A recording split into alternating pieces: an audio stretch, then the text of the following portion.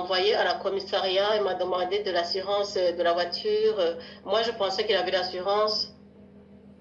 nuko rero mu rukiko barambwira ati wowe ushobora kuriha ku murongo ndariha online siniriwe ndajayo barambajije ati ushobora kuraza canke ntuzi nuko rero nibaza ngo byantu byararangiye nariha shamahera y'itiki $125 maze kugera mu rugo rero kese yaribagiranye ubu muri iki cyumweru mbona barasubiye barampamagaye.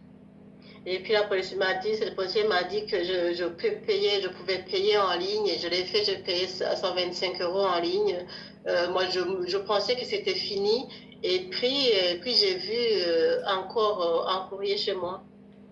Nuko rero banyandikira mu Rwandiko barambwira ngo ngende njanye kumbe ikese yarakuze babirungitse mu bashefu bamaze kwiruka mu bashefu banyandikira Rwandiko ruvuga ngo ntonde njanye ikintu cyerekana ko uwo munsi iyo modoka yari ifite assurance ngo sinigeze ndabyerekana kandi iyo ari imodoka idafite assurance baduca bampagarika imyaka 3 nasubiye gutwara imodoka nongere ntangire $600.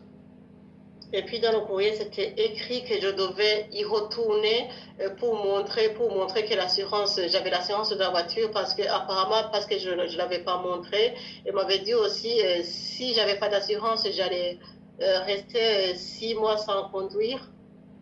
3 ans. 3 ans sans conduire.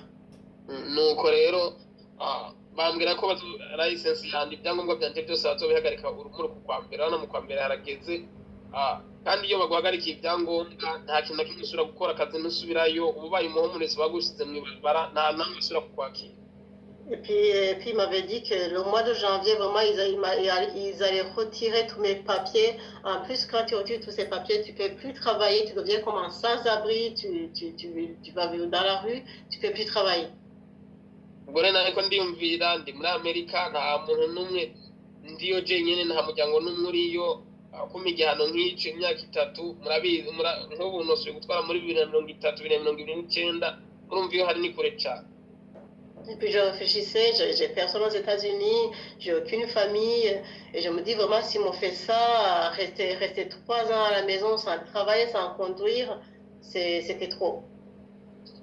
Ubwo rero ikintu nshimira Imana nuko nabajije ujya muhungu ambwira ngo imodoka nta assurance ifise urumva igihano cyari cyo nyene cy'imyaka ntasubiye gutwara imodoka ntasubiye kugira ibyangombwa ntasubiye gusaba akazi ntasubiye kudepoza ahantu na hamwe. Ce que je remercie le Seigneur, c'est ça. Au fait, je devais s'il me retirait la voiture et les papiers, je devais rester à la maison sans travailler. Je ne pouvais pas déposer, je ne pouvais pas demander de travail. Ariko ikintu nshimira Imana nuko Imana yabikoze igatuma nitambika kubera ko uyu mwana iyo bamufunga cyangwa bakamurungika muri Afrika ubu ntituba tugisenga baba baraduhagarika ibi by'amasengesho kandi muri ibi by'amasengesho twahombye ibintu byinshi cyane. Mais je voulais remercier le Seigneur parce que j'ai écouté vraiment le Saint-Esprit. J'ai changé cette place avec mon ami parce que ils l'auraient envoyé en Afrique pour l'emprisonner et ça aurait été vraiment une grosse douleur pour moi. Kubera ko umuntu atagira ibyangombwa ino muri Amerika n'icihe. Parce que quand on n'a pas de papier aux États-Unis, c'est que tu n'as rien à peur, tu n'as peur de rien quoi. Tu es terroriste. Ça veut dire que tu es un terroriste.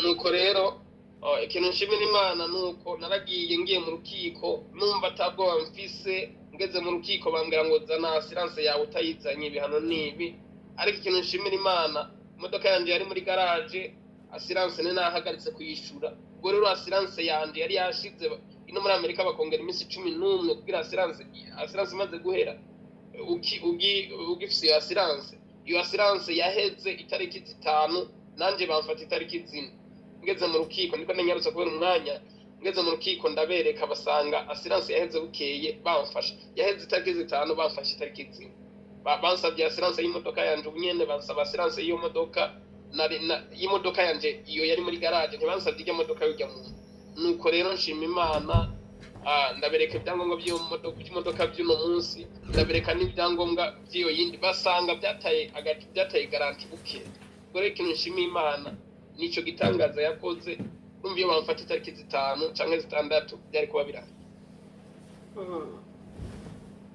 Bon, je vais essayer de résumer. Et puis, je suis partie au commissariat. On m'a répété que si j'avais pas de papier, que ça allait pas bien se passer. Et puis, ma voiture était au garage. Et en plus de ça, mes papiers étaient expirés juste la veille de mon arrestation. Ça aurait été, un autre jour, ça aurait été grave. nuko rero ibyo ndabishimiye imana kubona yarangwaniriye ishobora kubyumva bukeyi ariko ibyo bintu birakomeye ubuzima abari mu mahanga murabizi buruhishije abantu bakora yumvira uri mwibarabara n'imbeho iri muri ino muri Amerika muri bihugu murabizi ntabwo byoroshe. Peut-être que vous trouvez ça simple, mais c'est très très important parce que c'était pas du tout facile. Ceux qui vivent en Europe peuvent le comprendre. ikintu nshima imana nuko imana yandinze kumaramara abantu bari kuvuga ati Rome n'umu indiscipline ntahanderagira yananiye amategeko muri Amerika ubasigaye ari mu muhanda bikaba ibintu bikomeye. Je remercie le Seigneur parce que Dieu m'a beaucoup aidé, parce qu'il pouvait dire que Romain était discipliné, Romain est un voyou, là où il est, Romain est arrivé aux États-Unis et devenu un voyou. ariko ikintu nshima imana nuko ibyo satani yari yagambiriye ko bazoduhagarikira ibihe by'amasengesho ubu natangwe rije nyine tugeze hafi ku bana barenga 200 kandi kubona abana bubaha imana muri ibi bihugu byo mu mahanga za Amerika hari freedom n'ibintu bitoroshe.